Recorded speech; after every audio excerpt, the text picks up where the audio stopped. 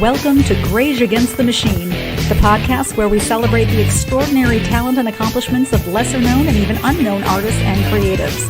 I'm Lisa Catara alongside Justin Harvey, and each week we'll explore the minds and stories of the journeymen and women behind your favorite films, shows, ads, music, and more. Those who craft magic without the red carpet spotlight or public eye, because everyone has a unique story to tell, and sometimes the most inspiring voices are the ones you haven't heard yet. Let's get into it. Welcome back to Greige Against the Machine. I'm Justin. That is Lisa. I'm Lisa. That was really fun last week. That was an amazing time. If you haven't watched it yet, please go back and check out episodes 1 and 2, where we're kind of going through a few things with each other. That's not going to always be the case, though, because we have this week put a few irons in the fire and cooked up a few. So many. Yeah. We've got some fun surprises coming up, including tonight, now. And a homie. Yes. Okay, so don't get it twisted, guys. We do know people that are not from Cleveland, but sure. It's not locationism. We're not trying to run all over Cleveland. But we had a fun guest that we wanted to come on, and the schedule's lined up. So today is going to be a friend of ours from the Cleveland area. This guy, Gary DeFranco, is going to be joining us shortly. And we're going to talk to him about a lot of fun stuff. And obviously, The Ultimate Fighter is one of the big deals on his resume. So we're going to ask him about that, though he's very accomplished in many other things. And he, like myself, has also done several car shows and is into music and some other cool, groovy stuff. But Lisa, so I really quickly, I want to ask you your thoughts about the state of our industry for working class Hollywood this week. What threat level are we at? Are we at like an orange, a nuclear blue? What? Yeah, how are you feeling right now? I think it depends on who you ask, to be honest. It's the same. I mean, honestly, I don't think we're going to see much of a difference until the new year, when a lot of projects will begin. There's a lot greenlit. There's a lot in the fire. If I look at the production sheet, there's definitely filmage getting ready and crewing up. By the time we know about it and start auditioning or getting booked for it, it's probably going to be next year, to be honest. A little sprinkling here and there, but it's coming. Yep, and keeping it 100% real, a show that I worked on that had very good chances of coming back and for me to get a lot of money, they passed on it today. So I can't say what the show is, but it was one that I really wanted to do another season of. I completely understand the economics of why it's not happening. It doesn't really make sense for it to happen, honestly. But you know, there's always a hope that they're just going to throw the money at it anyway. Like, who cares? Right. Give me a job. I like doing the show. And it got watched. It was actually a very successful show. But anyway, it's the business. This is the business that we're in. There's lots of hardworking people out there. They are the Greige. We are some of them. And we're going to bring in another one, a person who has worked very hard to get to a very good level in their career. Let me bring on our friend, Gary DeFranco. Yeah, you're there. Yay. I'm going to make you big because people care more about what you have to say than what I have to say at this point. Look at that. 100%. Yeah, I'm like 5'3", so make me bigger.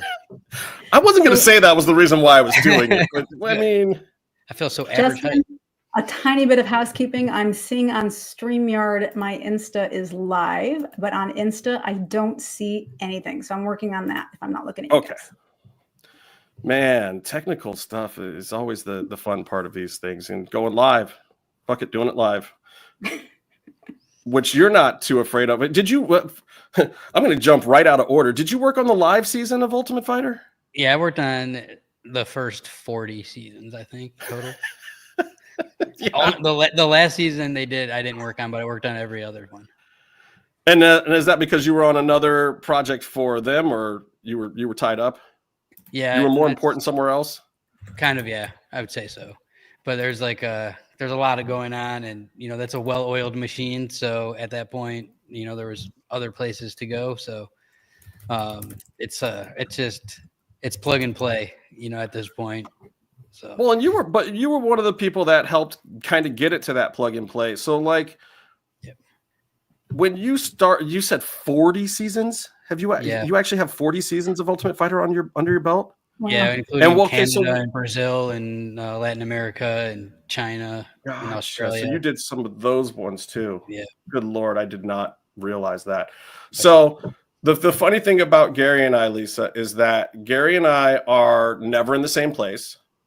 We're work-wise, we're kind of the same guy in a lot of ways. We're two hardworking guys from Cleveland that do car shows and MMA stuff, and I You branched never out would to be in the same place at the same right, time. a lot of food stuff. Like, well, yeah, if you see one of us and both of us in the same place, it probably means one of us is fired. Yeah. Why is he coming to town? Yeah, like why is Gary here? What's going on, guys? What did I do? Yeah. So, but I think I literally think we crossed paths maybe one day when I was doing audio, I think, on Ultimate Fighter. Actually, I think 2 days, and then I came there doing the Ultimate Matt Hughes thing when Brock was doing his season, and I was kind of on your set. Yeah, but then there's other stuff I did where, like, I did some of the fight packages between seasons for Tony Ferguson and Ramsey Nijum. Yeah, but that was at their camps, and I'm sure you were probably busy in Vegas actually working. But so now with Ultimate Fighter specifically, you've run the gamut. I mean, and it's kind of what this show is all about. What level did you start at on that show, and what level did you cap out at on that show? I did the casting for season 1, and I was a production coordinator at the time. And then I was the executive producer and showrunner my last season. So I went from, not PA, but like one step above, all the way to running the whole show for the last like 6 or 7 probably seasons I was there. How does that happen? Because I mean, like, in Hollywood, there's certain ways to the top, and clearly a showrunner, executive producer is the top for what we do. But a lot of times for people to get to that level, you have to leave the house that you're in and go build another house somewhere else where people actually start to appreciate you. Yeah. How the heck did you work your way up from a casting and coordinator guy to the top show or the top showrunner on that show? Like, did you just survive everyone else messing up? Did you crack the formula? How'd you do it? All of the above. The thing about it was I had the passion for this, and, I got offered the big money jobs on network shows throughout the years, and people try to steal me away quite a bit. And, and everyone told me that you got to leave, like they're going to promote you, but give you no more money, or you're going to get stuck because you're really good at your job here. Why are they going to move you to another position and then try to, backfill it or whatever? So, I was always told, like, you have to bounce and go and like get your respect or whatever. But I got lucky to be in a show with something that I loved, which was fighting. Like, that's, I grew up fighting. Like, it just, if my first show was on The Bachelor or something like that, no offense to anyone that's worked on those shows, just not passionate about like awkward dating shows or whatever. So, like it happened to be like I was part of the show from the very beginning, from the inception of it, even though my title didn't like, show, what I was doing. But, I was there all the early meetings. I was the only one in the company that knew about MMA at the time. So, it was Zuffa, which is the UFC, and then Pilgrim, which is the company I was working for. On that side, right. I was the only one. Yeah.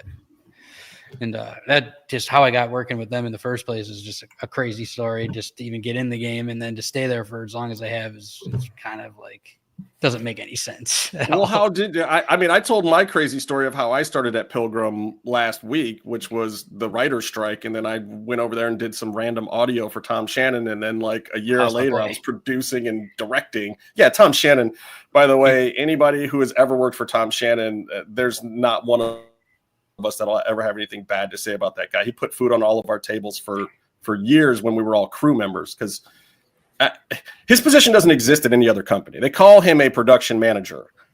That is not what Tom does. I don't know what he just handles everything. He handles it all. Like, it doesn't matter when everything's shut down. Tom's there. Like, can make sure the gear gets to every show, making sure like shit's up to spec on every network's got different specifications and different deliverables, and he's making sure they have the right camera and the right this, and we go back to 2003, me and Tom, like it's been a while. Like, and he was teaching all of us how to actually make some of these shows too. I mean, Craig himself was kind of involved back in the early days, back when you and I started, but he's not involved now. But Tom Shannon will still tell you how to run a piece of gear or get the latest piece of information for you. Like, he dropped those Cantars in my lap and was like, "Hey, let's figure these out together because Craig wants it done," and just an amazing guy. And he helped create Wicked Tuna. Let's not forget the guy's got creative chops too. Like, what a great dude. Yeah. So I get it. You were kicking around the office just like me back then. And were you in LA and then they sent you out to Vegas? How'd you get involved? The short version, I'm from Cleveland. I moved to Las Vegas in 1997 to go to UNLV, also to not go to prison. So it's kind of like a twofold thing. Like, you move to Vegas when like you're getting in too much trouble, right? Like, most people do that. We call it getting shipped these days. Like, you get shipped from Cleveland to Vegas typically. I pretty much did. I had $400 and a 1990 Chevy Corsica with triple gold Dayton's on it and 412s in the back. And my dad and I drove across this country. Like, Vegas barely made it. At probably $200 when I got there. He was like, "Peace." I'm like, okay. Had to like figure it out. Music was my thing back then, still is, but I was trying to have a music career and go to college, which didn't really work out too well. But so I went to UNLV, met really good people there, and one of the guys was this guy named Adrian Pruitt, who's a director, DP now, most talented guy I know. We ended up living together. We met each other freshman year in the dorms, ended up becoming really good friends. He graduated college, moved to LA. I was living with 20 people in a 3-bedroom with no front door, trying to make it in the rap game. And we were managing a record store at the time that got shut down. And it was chaos at all fucking times. I mean, there'd be a dog and I'd be like, "Who the fuck's dog is it?" And like, "Oh, so-and-so's kid." I'm like, "Who the fuck is so-and-so? And why do they have a kid? Why are they here? Like, how do they live here now?" Like, every day was like that. I ran out of money. I was getting in a lot of trouble. My mom was like, "You got to come home. Like, what the fuck are you doing out there?" And Adrian calls me and he's like, "Hey man, I got a job on a Discovery Channel show in Vegas. I'm coming back out." And Adrian is the most proper dude ever. Everything's perfect. The guy's by the book. And this place was a fucking trap house, And he's like, "I stay with you guys to get my shit together." I'm like, you don't want to, you can, but when you get here, you're going to hate me. And he got there. He's like, "Fuck, man." He's like, "I thought you were exaggerating." I'm a good storyteller. So I add a little flavor sometimes to it, but he's like, "No, this is fucking worse." So about 3 days before I was going to go back home, my grandpa was a barber his whole life. He was a barber for 75 years. And he was going to put me in the barber business. And then I had other people that were trying to pull me into worse things. And I was going to go back and make a decision. And he comes back. He's like, "Hey, my assistant camera guy got fired today." He's like, "We need one. I'll teach you if you want to give it a shot." And I'm like, "I don't know anything about this shit." I'm like, "All right, I'll make up a resume." So I made the fakest resume ever. He's like, "Don't bring the fake resume." I'm like, I got this. We stopped at Burlington Coat Factory on the way to get a button-up shirt because I had 0 of those. And get there, and I meet the executive producer, pass him the resume, and he's like, "This is all bullshit, isn't it?" I'm like, "No, it's not all bullshit. That's my name and my email address." And he's like, I'm like, "Okay, that's not my email address. I spelled it wrong." It still had email address here. On the fucking template. It was terrible. I mean, it was such shit. And he goes, "You're from Cleveland?" I'm like, "Yeah." He goes, "I went to college in Ohio." He's like, "You a Browns fan?" I'm like, "Yeah." He's like, "Well, you've suffered enough for me to give you one shot." Jeez. Every time. Yep. It worked. Take it where you can get it. The first day I broke the camera, lost all the releases. Started off we're shooting a time lapse in the sports book, and it was November. It was a playoff game. And Adrian's like, "Just stay by the camera. That's all you got to do. Just don't leave the camera." And I had to pee so bad, and it was hours. I kept calling him on the walkie that I later found out was not turned on. And the bathroom was 4 feet away. So I had the folder of all the releases, and I set it on top of the garbage can. I'm an idiot. Ran in, I peed. I didn't even wash my hands. So I'll tell you the truth. And I ran back out, and there was this lady just looking down "I think I broke your camera." I'm like, "Why are you fucking touching it?" And I'm trying to fix the camera, and then he comes around the corner, and the lens is just broken in half. PD 150. If anybody's been in the game a long time, they'll remember that camera. He's like, "What? Come on, man! You had one job." I'm like, I'm like, I had to pee. I was calling you. He's like, it's not even fucking turned on. And he's like, let's go. He's like, we get up there. He's like, where's the releases? I'm like, fuck, run back down. They're just gone. You know, it's like, I find the security guard. I'm like, can you watch the tape on this? He's like, okay. And it's this maintenance lady comes and takes it off, throws it in the garbage, throws it in the fucking incinerator. Like that's gone. Yeah. So that was how it started. That is amazingly awful. And you know, we were talking last week about being prepared for luck, and you weren't prepared at all, Gary. Not at all. I mean, I had no idea what was going on. I had like a size 40 fucking pants on. I'm like weigh 100 pounds. I had a UNLV jersey on. Like probably smelled like weed. Like I was just not. But this, like... I mean, to be fair though, this is also why. And for all of you guys who are super qualified, it doesn't matter whether you're super qualified or not. On day one, we're typically gonna assign you a role that is PA or peon or whatever, and make sure that you earn it a little bit so that we know what you're capable of. Like, you know, I came out of Full Sail when I went to the recording studios. I thought I was hot shit, but they were like, bro, you make coffee now. Yeah, like they're not. If you mix records, now you mix fucking creamer, bro. Right. Yeah. I made damn good coffee, but at the same time, you know, you got to start somewhere though. Yeah, you know, but so, I will say, like, I made the decision that day, like, I was going to be the first one there every single day. I was going to be the last one to leave. I'm like, this is my only chance. I don't know shit. I got to figure it out. Like, I'm already fucking up. Like, I'm from Cleveland. Like, we'll outwork everybody. And, like, we'll sit there and eat fucking shit. Like, we've done it. We all been there, you know? Like, so I'm like, that's what I got going for me. Like, you can't whoop me in my mind. And you're not going to outwork me. And, like, I got to figure it out. I'm like, because the other side of, you know, is cutting hair forever, which is not a bad profession. I have mad respect for it, or, you know, I'd be dead. So that was like the two things I had to go back to. So, you know, so yeah. So maybe I think that's an amazing way to find yourself in this business. And they say that's especially with reality TV, like there's not a whole lot of people that are out there, or at least there weren't back then, that were like, yeah, my goal is to be in reality TV. That, like, no, it was like people who wanted to be filmmakers and then they picked up some work, or, you know, like they fell into it like Gary did, of like, oh, here's an opportunity. They don't have anybody else. It's me. You know, not a lot of people. To be fair, back then, reality television wasn't the quality entertainment that we have right now. I mean, some of the stuff like what Gary's done with Ultimate Fighter changed the game for sports on television completely, where people actually wanted to go like it was a live music event, like it was a live thing that you go to, but in your screen. So, and that's kind of where I'm really the most curious, even though I've worked on a lot of those shows myself, and I, you know, like the stuff that they couldn't send Gary to, I was doing for Pilgrim with UFC stuff. I would do a lot of the UFC DVDs, and, you know, I worked on Tap Out, rest in peace, Charles. He's my man right there, who is one of my mentors. I worked on the Tap Out show while Gary was working on Ultimate Fighter.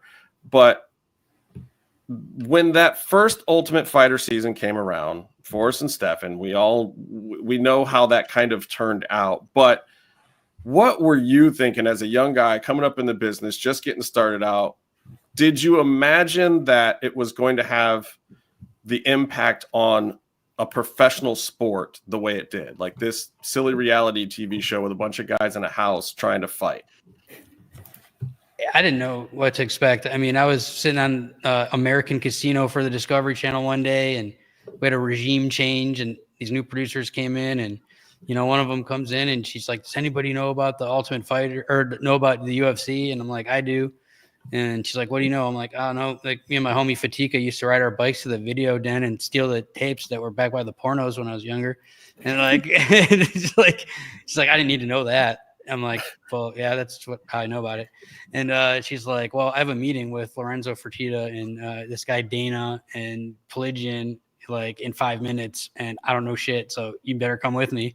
And we're in this conference room, and like it was just me and her, and it was like conference call, and I'm writing on little sticky notes like Tito Ortiz, Chuck Liddell, like, you know, they just had their third fight or whatever it was at the time. Right. I'm like, and they're like, wow, you really know your shit. And like, you know, they're telling her, oh, are you a fan, or did you do your research, X, Y, and Z? And Craig Pelagian was on, you know, on, his side, and he had just done the first season of Survivor and started Pilgrim, which is like American Chopper and American Casino and Ghost Hunters, those kind of shows like early on. And so they decided to do the show. And so I got thrown right into the casting, and I'd work 12 hours on American Casino and go into a hotel room and watch VHS tapes as they came in and log who I thought was good and who wasn't good. And just started like, that's how it started. And like, they took my recommendations for a lot of it, but they didn't. But, at the time it was kind of like, they were either like dog shit or like decent fighters. Like, it wasn't, like they were toughest guy at the bar, or they had like a couple MMA fights at the time. So we picked those. You guys weren't exactly getting the choice picks at the time. I mean, a lot of people thought it was crazy. Like, how am I going to cut weight? How am I going to do all these extra fights? It was a weird concept, because like the tournament style of the original UFCs made a little bit of sense. You cut the weight or whatever, you get on point for a fight, but then you're doing 2 or 3 fights in one night. This is the same thing, except you're spreading it out over a few weeks, and you're constantly preparing for multiple fights. That, like, when I first heard about it, I was like, this is never going to work. This is insane. This is the stupidest thing ever. We were making it up as we went. Like, we didn't even know how much they were going to fight at the beginning, and they were doing these challenges, and then like the winners of those were going to be able to advance, and then like people are going to get eliminated, kind of like Survivor style, and then then they'd fight towards the end. But then Dana, with a good point, he's like, this is a fucking fighting show. Like, challenge shit's cool, whatever, people want to watch that, but like these guys need to fucking knuckle up. Like, who cares if they could climb a tree or fucking run up a hill with the tire faster than everybody else? Like, they get punched in the face, So it changed quickly, and like got real serious. What was the make or break point of season 1? Was it the speech? Was it the final fight? What was it? I don't know. What do you think really did it? Diego Sanchez, right? Wasn't he on the first one? Crazy ass. Yeah. So I hardly worked in the first season because American Casino was still going on. I did all the casting. And everybody left except me and this girl, Joyce, who now works for the UFC. She's one of my best friends. And like, you guys need to hold the fort down. I'm like, fuck, like, I don't want to do this shit anymore. Like, this sucks. Like, I did all this work, and they're like, there's nobody else. Like, you have to do it. So like, I would work all day there, and just like, they didn't even want me on set probably half the time, but I just show up, and helpful sometimes in the way most of the time. But so comes the finale time, and they gave me and my friend Kenny, who was I think it was AC at the time. He was my fraternity brother at college, and he works for DraftKings now, one of my best friends. He gave us all stacks of tickets and said, you got to get butts in the seats, like, somehow. So it was on UNLV's campus. We're like going to the frat people and just begging people to come, calling everybody we know. Now there was 1 million people at that fight if everyone was there, but in all actuality, it was like 2,000 people there, and we had to beg, and so we get people there, and right before, they're like, yeah, it's not getting picked up for a second season. Like, it didn't do well. Like, it was, it was too expensive. Like, like, fuck, because like they're promising me the whole time, like, next season you're gonna have a bigger role, and it's amped up and it's cool, and so it was like the first like 3 or 4 fights, we're all like crying in our Jack and Cokes, and like, this sucks, like, kind of like depressed. But then the fight started getting like good, and then Stefan and Forrest fucking went to war, and all the suits left, and like they came back, and they're like, yeah, okay, we got season 2, 3, and 4 like signed up. Like, we're fucking start casting tomorrow. Yeah, and I heard that when I was over on American Hot Rod at the time, one of the other American shows, and we heard that you guys got picked up for multiple seasons, and we were just like, what? And Ghost Hunters had just gotten picked up for 2 in a row or something, and Dirty Jobs had just started. It was it was the heyday of reality TV to a certain extent. Yeah, I sent our audio gear for the Dirty Jobs pilot through Tom, and it came back with like all fish guts and shit in it. It was like in some like Seattle like fishery. And I opened that thing up like a week later, and it smelled so fucking bad. Our office was shared with the marketing department at the casino in the basement, and like 5 doors down, they're like, what the fuck is that? I actually don't think that one was me, but yeah, they dumped the gear off of a boat, I think, that time. But yeah, and they just scooped it stuff up. Like that was always happening on Dirty Jobs. Yeah. So here's my question for you about Ultimate Fighter. I mean, there's a million stories, but what I really want to know is, the passion that all of you guys on that crew had to keep coming back, like Khalili and Cooley. And I used to talk to those guys and I would steal them from my own shows and they'd be like, hey, but just so you know, I got a timeout on this gig by such and such a date because Ultimate Fighter is starting. I'd be like, dude, I'm paying you more. This is a better, longer run. And they would be like, no, bro, it doesn't matter. I'm going back to Fighter when it starts. What was it about the show that gave you guys all this passion to keep coming back? Because, I mean, I know a lot of guys other than you that have worked multiple seasons. You've done the most, but I mean, I know guys who've done 12, 13 seasons of that show. Khalili's done everyone. He's got me beat by one. Well, actually, I did more international seasons. It's close. And Khalili is the director of photography, by the way, guys. Yeah, He's an amazing artist in his own right. Yeah, like I don't like. Part of it was like Stockholm syndrome a bit, and then like. No, but it was hard work, you know, like we had a lot of curveballs thrown at us and like it was a new thing, especially at the beginning. But we always worked together and like it bonded us. And, you know, it wasn't like these other reality shows where people are just trying to get famous or be jackasses, you know, like these guys like put it all on the line. A lot of these guys were sleeping in their cars or in broom closets, spying in the cage at their gym or, you know, this was their only chance. They had kids or, you know, whatever, last chance at a dream. And like, I love combat sports and fighting growing up and, you know, when it makes no sense, but when you're really short, like you have to fight, like it's the only sport that you could play because there's weight classes and divisions. And like, you know, coming from Cleveland, I'm not playing basketball or football. Like when half the kids at my school went D1, you know, it's like, you're not doing that. And like, you know, my dad liked to make me fight kids in the neighborhood and shit. So I got doing that. And so, you know, I always liked it. And like everyone had passion. Like we built the thing together, you know, and like, you know, when I started, the UFC office was like 4 rooms on Sahara. And like we had to work in the hallway and Dana would have to step over us to get in his office because there's no like chairs for us to sit in, you know, like now it's this $1 billion, you know, corporation, but like it's like we saw it from nothing and it's just passionate people like on both sides that like built it, you know, and Dana gets a bad reputation, you know, sometimes, and the sport gets a bad reputation sometimes, but like, nobody cares more about what they do than the people that work there. Yeah, and you can kind of feel it. Like the second you would walk in over there, it was a different thing, and yeah, it does get a bad rap in certain regards, you know. But everything grows and changes and morphs, and people, you know, more people pay attention, more people have their opinions, and you're going to get your haters whether you like it or not. I think that's just part of the process. So now, as a producer, and I know I talked to you about this a few years back and whatnot, the interviews, the people, the characters, getting those stories out of those fighters, how important is that? And what do you think the secret is? Because you're not just putting talented, you know, performers on TV that can fight. They also have to be characters. They also have to be compelling story and whatnot. You've said you've done casting and you've been the producer and you've done every job on the field side of this thing, especially. Like, what's the importance of finding that character within those people and those stories that actually make you believe in these fighters and their journey to the end of the finale? Yeah, I did like 10,000 interviews on that show, literally. You know, I would interview 10 to 16 of them a day for 6 weeks, 7 weeks in a row. And, you know, I think season 7, I started doing a couple interviews, and then season 8 to like 30, I did almost all of them.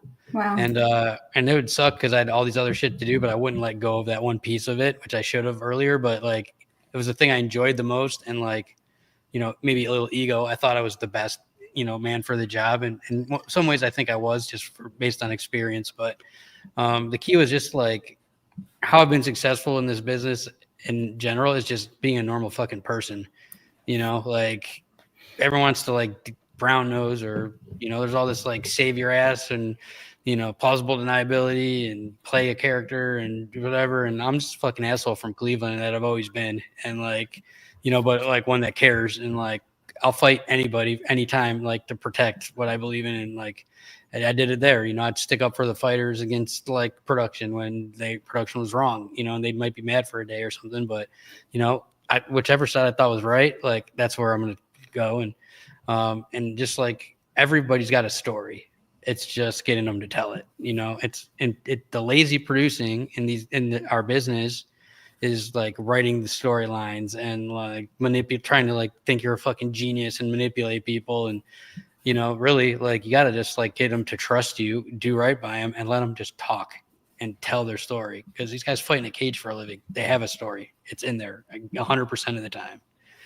Yeah, always. It's always in there. I mean, I had it easy doing the tap out show because we had one fighter whose story we were trying to tell, and I had 60 minutes.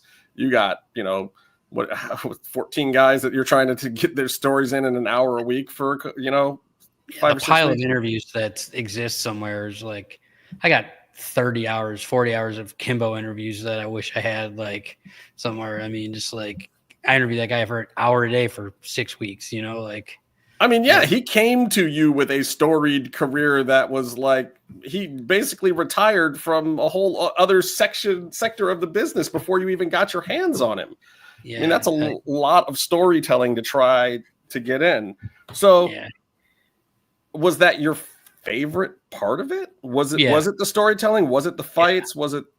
I love the fights, but the casting, finding the diamond in the rough and giving people their opportunity and then telling their stories is, I loved watching the fights, but like my job was I can't affect the fight. I can't teach them how to fight. I can't help them cut weight. I can't throw the punches, but I could make people give a shit about them one way or the other. Like that's the best part, honestly. That's giving people a chance to tell their story and letting an audience fall in love with it. That's the best part. I agree. Like that's what I took the pride in, like giving them that part of it. If you're a good fighter, really damn good at it. I appreciate it. Like that's the thing I'm most proud of. So, and my shoes. I see that. I was going to ask you. You've got quite the collection back there. Yeah. I want to know about that. Yeah, I grew up without being able to buy any of the shoes I wanted. So when I started making money, I started buying every pair I ever wanted and couldn't have. What was shoe zero? What was the first one? Probably the Jordan 4s. Jordans. Yeah. 4s. Interesting. Yeah. That's like right when I was like 10, 11 years old, like, and like they became very popular, and that's the ones I like wanted the most. Okay, that makes sense because you are a couple years younger than me. Because I was like 4s, man. I would have been like the 3s or the original Jordan ones, but that's the 4s were not really my jam. But I was already older by then.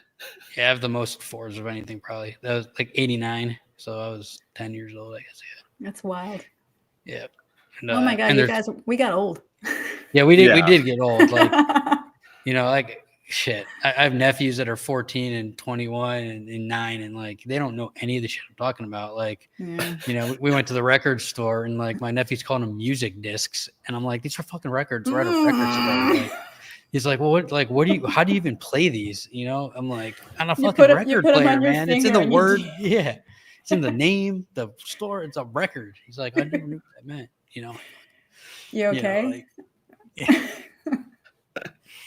Which is amazing.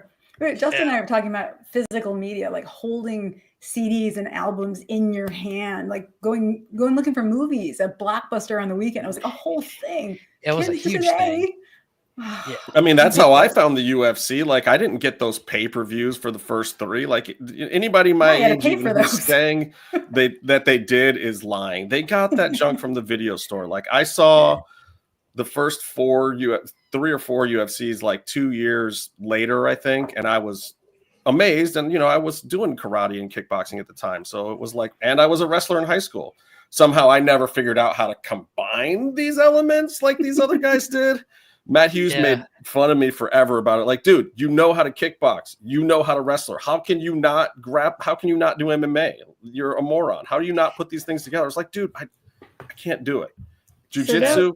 That's the one thing about Ultimate Fighter and MMA. We did the weekend parties. So I belong to a community of jocks and athletes and stunt performers who love to get together on the weekend and watch all those fights. We are fans.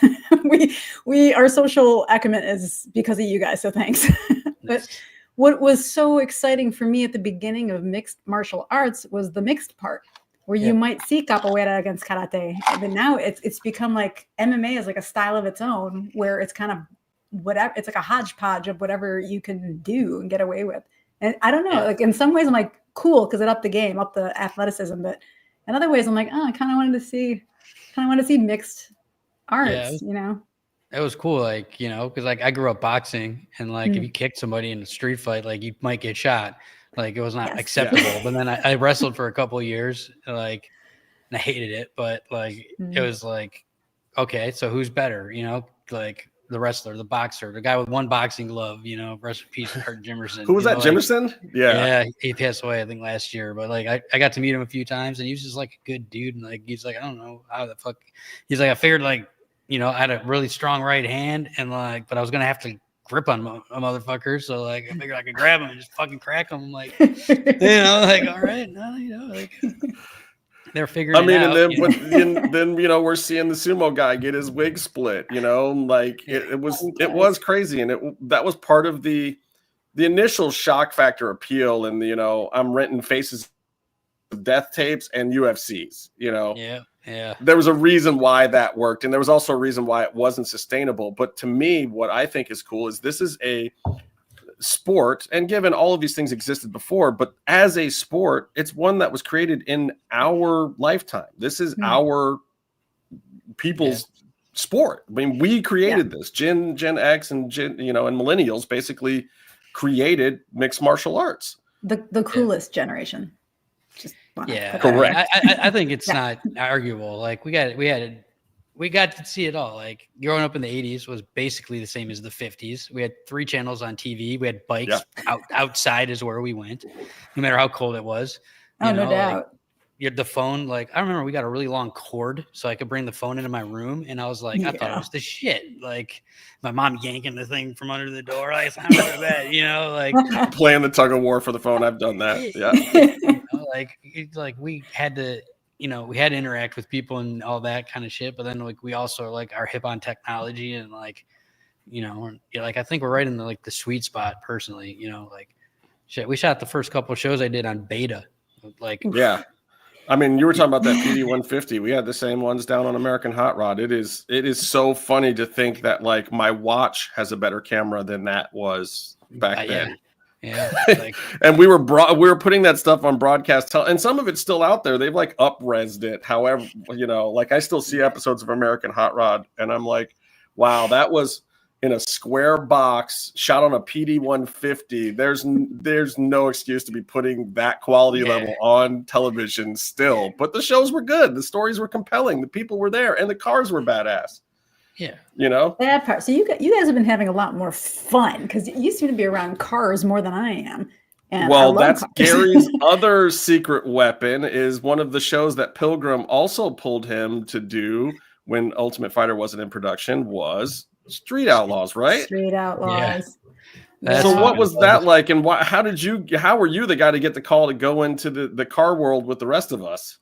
There's a huge shit fire, and they're like, hey, you like want to go to Oklahoma and try to stomp this shit out? Like, oh, okay. I can hear Craig in my mind saying, these guys over here, they messed this whole thing up. Get Gary over there. Send him out there to fix this whole thing. It's pretty much because, like, you know, no offense to LA people or anything like that, but like they were sending like LA people to the Midwest, and like they didn't blend with them well. You know, they came out there trying to do their reality bullshit, and these guys saw it a mile away, and like they didn't they didn't listen to them. They didn't want anything to do with them, and you know, like they didn't treat them like people. Doesn't work. You know, they treated them like they're the talent. It's like there's always like this war between production and talent. Oh my god, like, we're gonna turn this into West Side Story for reality television. A lot of that happens though, because a lot of producers believe in the hot tub reality thing. Like they want to catch people making mistakes or push them into it and getting them talking crap to each other. Like I don't make stuff like that either. You know, I'm another Ohio guy just like Gary, and you know that's part of why I would get sent out on all these, you know, flyover state shows. I would go and do the logging shows and the car shows and this stuff because I could talk to Midwest people like they're just people and get the real passion for it without drumming up nonsense. You know? Yeah. And if there was a fight, they knew I would like stop it or, you know, be involved as much as I needed to be and not sue them. So like, right. Sometimes like, abusing your labor force is a very good thing. yeah, and it's, I signed up. I know what I was signing up for. But if you're at street races where hundreds of thousands of dollars are being exchanged and a bunch of gangsters on the show, like shit's gonna pop off, and it's like, I mean, I would send you over a suit in a heartbeat for sure. hey, I don't even own a suit, so Wow. I have one somewhere, but like I can't find it. Well, I love that you bought that button up, but then you basically earned your way out of having to ever have to wear one now. I mean, Yeah. He was like, dress nice tomorrow, and like I'd fucking had like a size 4X fucking basketball jersey on, and like the second day I came pretty close to getting fired too. So now that I think of it, I was walking in like the back hallway, and like I heard football, and I poked my head in the office, and it was Lorenzo Fertitta, who owned the casino and like 7 casinos and owned the UFC forever. And I was like, hey, what's up, man? He's like, hey, what's up? And I was like, I commented on the game. He's like, yeah, coming in. Like I'm sitting there, like watching the game with him, and Craig Pelagian, the owner, comes in. I never met him before. And he sits who are down. you and what do you do for me? That's the first thing Craig ever said to me. Yeah, it was similar, except a lot louder. So we were debating football. Craig went to Michigan State. Lorenzo went to Notre Dame. I'm a Buckeyes fan. Went to UNLV, and we're like debating. And then something came up, and Lorenzo's like, "Well, he's your fucking guy." He's like, "What do you mean he's my guy? I don't fucking know this guy." And I'm like, and I didn't know him either. I didn't know who he was. And he's like, "You're his fucking boss." I'm like, "Oh, you're Pilgrim? You're Craig Pilgrim?" He's like, "Name's Pelagian." Like, what you work on? I'm like, I work on American Casino. I'm like assistant camera guy or something, and he's like, what the fuck? He's like, come on. Like, he's like, so we left. He's like, what the fuck are you doing in there? Like fucking laying on his couch. What the fuck, that's fucking, do you know who that is? I'm like, nah, man, I don't know. Actually, I didn't get his name. He's like, he owns this fucking place. I'm like, I don't know. He's cool. We were talking about cannolis, fucking football. I don't know. I have to respect, Gary, I have to respect your lack of boundaries. That is amazing. I just heard football and looked, and he's like, come on in. I didn't know all this, like, don't stare the talent in the eye shit. Or like I didn't know these were like, I didn't like know. I was ignorant. You can't tell people from a steel town, oh, don't leave that star alone, or leave that, or show some respect for the hierarchy. If you say that to one of us, it's like game on. Challenge accepted.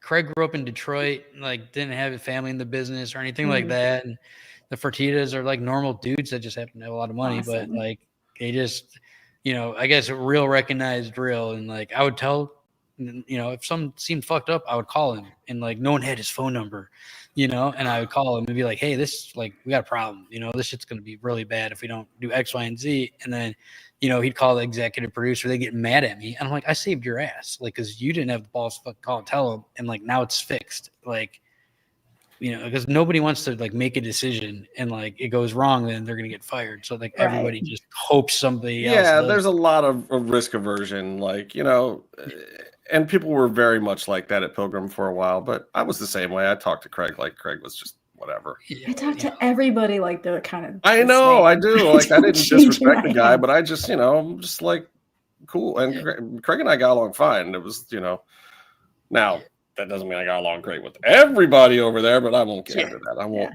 name names and irrelevant again.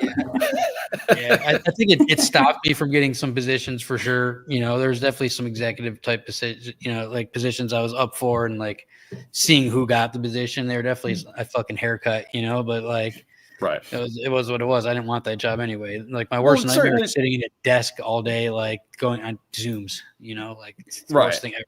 I'm the same way. Like I work with Matt Hoban a lot too, and we're great together because he loves to send an email. I love to just get down there and fix it and put my hands on it and do it. Like I don't want to send 5 emails back and forth and explain the ins and outs of all of it. Conference call that's going to set up the meeting. I'm like, let's just like fucking do something.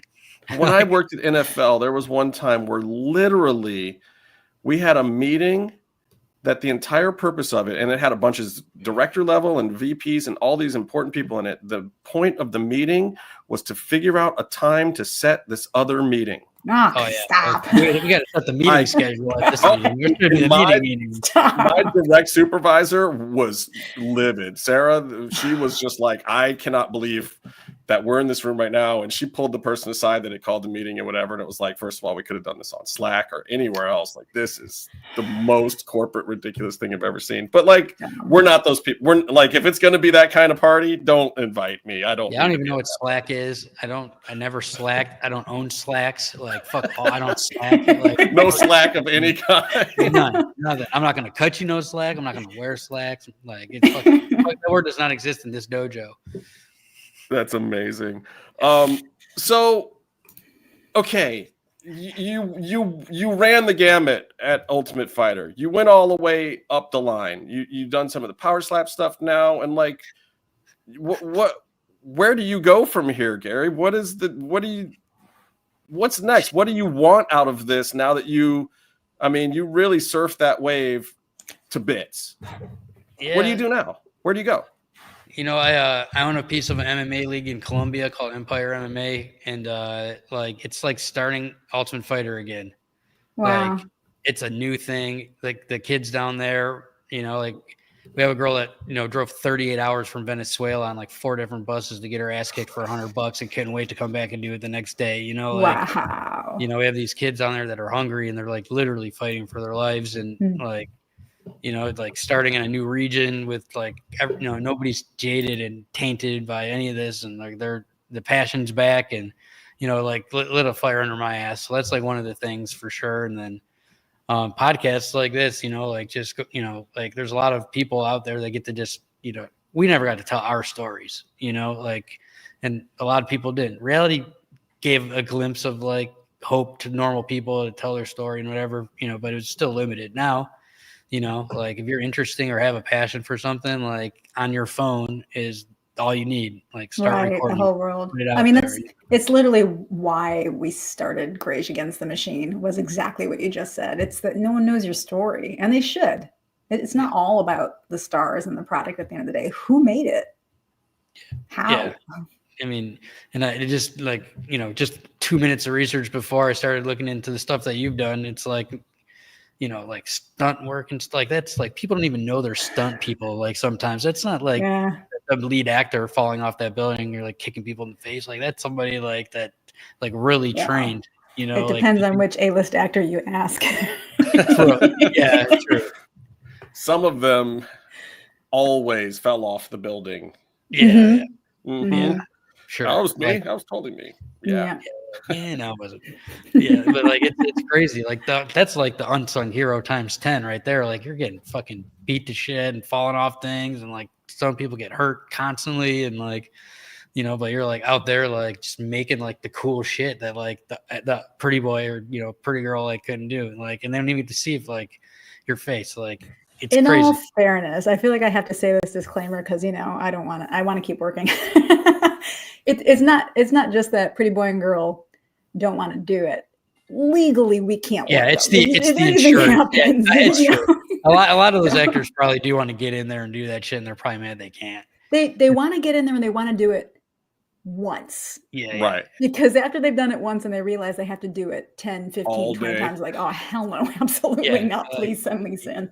Okay, and I know I keep bringing it up, though, but the one that you did for Preacher where you got to mow down that freaking cornfield, and what was the car? Talked about that. We've talked about that. But what was the car? But I haven't heard that. That sounds amazing. We had a Chevelle. We had a beautiful Chevelle on that show. It was a colors, perfect shade of eggplant. No, as far as I know, they took it back and it was fine. We pulled all the crap out of the engine and everything, and I think it lasted the seasons. I mean, as far as I know, I just worked on the pilot, so it doesn't matter to me. It was the most epic thing ever, Gary. Just to see Lisa driving, just mowing down this cornfield, and I know they shot it a million times. So, another disclaimer: you didn't just see me. You saw also Corey Eubanks, who's one of the best drivers in the industry. Because when we went down to Calexico to do that, our drone was met with 40-mile-an-hour winds, and we couldn't quite get the focus on the car in the cornfield. We want to buy in more corn and more corn and more corn, and this poor farmer's like, "What the fuck have I agreed to?" He's like, "I'll take it." Yeah, it's like, so like, this is how much it costs to run it down. I mean, I'm like, is it more than what you would have made? I don't know. But so at the end of the day, it's hard to say. I know which parts I know it's not me. Right. But it's hard to say who's who in that because it's so animated. Anyway, we're talking about Gary, so it's true. I mean, well, we're talking about the whole thing. So, all right, Gary, this is the other thing that people already know about me and Lisa too, is that we started in the music world, but you started in there and you're back doing some stuff. Tell me a little bit about where the music is at now, because I know you got a passion for a lot of stuff besides just reality TV. Yeah, I mean, I started like rapping in Cleveland and I was like 13 or so. And we opened up a couple of shows for Bone Thugs and Harmony. That was like cool. Like God back then, and that's big. That's what I wanted to do, like before there was an Eminem, like that was like what I wanted to do, be like that guy. And I had like a certain level of success there. And then when I went to Vegas, I pursued it. I got signed to Death Row Records in 1990 or 2000. I forget which year, by Suge Knight himself. And then he ran over a parking attendant a month later. And then everything went to shit. And they'll kind of slow things down a little bit.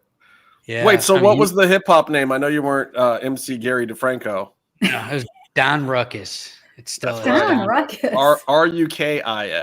Don Ruckus. Oh, okay. Yep, like literally, like I was always causing a ruckus, and the lady next door used to fucking yell about it. And then my dad was like, "You're Italian, like you need an Italian rap name, like the fucking Godfather or like the Don." And he's like, "Call yourself Don Ruckus." I'm like, "Fuck, okay." And so that was it. An Italian rap name. Yep.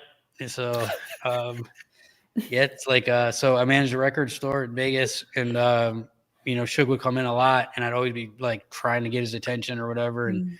He had one of his younger rappers with him, and like as like almost got in a fight with him, and like we were going back and forth, and like I was trying to battle rap him, but he didn't want to didn't want to battle rap me, and like whatever. So like some guns got drawn and other shit happened, and then Suge came back and he's like you got balls, man. He's like like meet me at the Palms and like we'll talk some shit.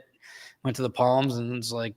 Me, him, and 73 gangsters in one fucking suite. And he's like, spit the best shit you got right now. Like gun to your head, No pressure or anything. Just spit hot fire right now or you're going to be in a world of hurt. Great. Yeah. And I stepped up to the plate at the time and like it worked. And I was like, fuck. All right. And like, I had some opportunities like similar, like not to that scale, but that just didn't work out. And I was grinding on that shit every day. And then, that happened with him, and then it didn't go anywhere. And then the last concert I ever performed, Bone Thugs and Harmony performed at UNLV. My dad fought the sound guy because my mic kept cutting out. I like your dad. Yeah, he's a gangster, like legit, crazy as fuck. All the crazy that comes from his side, My mom worked at the church for 35 years. My dad was the opposite. Just the opposite of whatever that is. They're apologizing for everything you two were doing. That's what she was doing at the church. I got more trouble with him than like my most fucking gangster of friends out there. Like, I could tell stories forever, like us fighting rap groups in casinos, or him taking me to get my first tattoo at 14. Making me drink Jack Daniels because it was good enough for Sinatra. It better be good enough for me. Whole other story. I mean, fair. But, it's fair, But like that was it. Like we had that show, and then the TV stuff happened like right after that, and like I just gave the music up. I was like, I tried, and I can't like do both, and I'm gonna have to like stay in one lane. And I did forever. I helped other artists and stuff. I never produced any music. I just rapped, and then a little here and there I did stuff, but then COVID hit, and I had lost my two best friends, one from Cleveland and one from Vegas, that were always pushing me to like do music. One was the DJ, like when I ended my music stuff, and the other was, kid I grew up with. And I was sitting there by myself. I'm single. I don't got kids, nothing, like in COVID depression. And I like got like an ounce of weed and ordered Papa John's like 4 days in a row and just watched The Office 900 times. And I was like, all right, like I can't do this. Like I think this shit's gonna last like a while.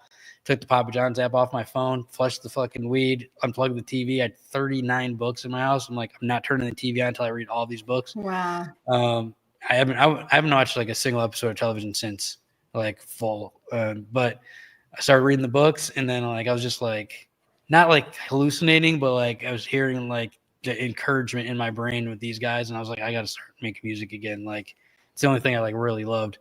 So I got a little keyboard in my laptop and a $5 fucking microphone and started fucking around. And then like I built it into, a full studio and sound booth and like everything over a little while, and started helping other artists and, learning to produce my own music. And like, I've put thousands of hours into it by now, but it's like not work, and I do album art and I try to like make sure I can do every single piece of it. I never want to like have to worry about, oh, I can't do this, I can't do that. Like I'm gonna do my own shit. If people like it, great. If they don't, they don't. But like I want to just handle my own, on that side.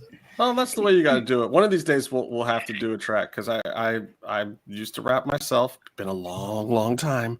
It's like riding a bike. Yeah, and I played a lot of music too, but I also did not do a very good job of releasing my own solo electronica album. I believe that yours is far better. What's it called? Robot Safari? Robotstafari. Yeah. It's like Robotstafari. Yeah. That's amazing. It's like a futuristic robot reggae fusion kind of thing. I came from an accident. I had the BPM set wrong and loaded the wrong sample, and like this reggae shit started playing really fast. Ooh. And and like I was like, that's kind of cool. And then happy accidents. Yep. And I never liked electronic music, but Adrian, the guy that got me into TV in the first place, he was a drum and bass and jungle DJ like the whole time I knew him, and like I liked it, but never like really got into it. But I started later. It's kind of like how you don't like your parents' music, but secretly you do growing up, right? And like, and like I always liked it, but I didn't want to admit it. So then I was like, fuck it, I'm gonna try to mess with this a little bit. Dude, it came out great. I dug it. I think it sounds a lot like kind of like Bass Nectar and some of their stuff too. Like just cool, vibey, fun stuff that you're not going to find anywhere else. All right, so Gary, we're almost out of time, but give me the plugs, give me the socials. Where can people find you? Where can people find your music, your shows? What are you doing? What do you want to plug? I'd say my Maxglow Media is my company. Go to maxglowmedia.com. Everything's there. Gary DeFranco on my socials. My boy that I rapped with back then on that UNLV day, his name's D West. I still rap with him now. He's the best guy in the world that's like not signed. He's a 14-year-old kid, looked like a grown-ass man back then. We used to send him to the liquor store to like get our beers and shit. It was a different time, people. Gen X. It was. Yeah, I mean, I was 20, he was 14. It wasn't crazy, but he's unsigned, and like we've been working together for years, and like really seriously doing it. So look for D West and Don Ruckus, Maxglow. I make a lot of soul music and mix the hip hop in, and like trying to make shit that is multi-generational. But and Empire MMA, you want to see like the rawest form, in Colombia, and these kids just scrapping because they love it.